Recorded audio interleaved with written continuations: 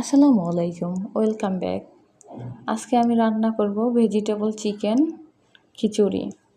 তো আশা করি সবাই ভালো আছেন। তো আমি আজকে খিচুড়ির জন্য এখানে চাল ডাল নিলাম, এখানে 3টি টমেটো, কাঁচামরিচ, পেঁয়াজ কুচি আর সালাদ। এখানে মশলা আছে, এখানে ফ্রাই প্যানটা আমি গরম করতে দিলাম। তো এখন এটা গরম হবে, তারপর আমি চেক করে দেখব এটা, তারপর আমি তেল দিব। ডান। তো এখানে আমি মশলাটা ভালো করে কষিয়ে নিব 5 থেকে 10 মিনিট পর্যন্ত ভালো করে, তারপরে আমি পানি অ্যাড করব। তো আমি এটা ভালো করে একদম নাড়াচাড়া দিয়ে কষিয়ে নেব। কষানো হলে তারপরে আমি এক এক করে উপকরণ সবগুলো অ্যাড করে নিব এইখানে। দেন আমার হলো গোশটা দেখবো আমি সেদ্ধ হয়েছে কি না।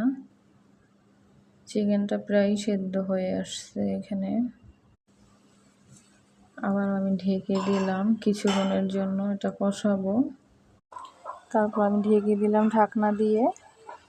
দেন ঢাকনা খুলে দেখবো, চেক করে সিদ্ধ হয়েছে কি না। হ্যাঁ, সিদ্ধ হয়ে আসছে প্রায়। আমি অনবরত একটু নাড়াচাড়া দিয়ে সবজিগুলো দিয়ে দিব। এখন সবগুলো সবজি একবার ঢেলে দিয়ে তারপরে হলো আমি এখানে পানি অ্যাড করব পরিমাণ অনুযায়ী। আমি পানিটা আগেই গরম করে রেখেছি। তো এখানে আপনি পরিমাণ অনুযায়ী পানি অ্যাড করবেন, বেশিও না কমও না। আর চেষ্টা করবেন গরম পানিটা অ্যাড করতে, তাহলে ভালো হয়। তো এখানে আমি পানি দিয়ে ঢেকে দিলাম ঢাকনা দিয়ে। তো আমি এখানে পেঁয়াজ বেরেস্তাটা অ্যাড করব খিচুড়ির সাথে। তারপর হলো ভালো করে অনবরত নেড়ে চেড়ে দিব। আমি এখানে পেঁয়াজ বেরেস্তা দিয়ে দিলাম। এখানে বেগুন ভাজি করব আর শুকনো মরিচ থাকবে। আপনি চাইলে অন্য কিছু অ্যাড করে খেতে পারবেন, আচারও দিয়েও খেতে পারবেন। আমি এখানে এগুলো ভেজে নিব, হালকাভাবে লো হিটে ভেজে নিব।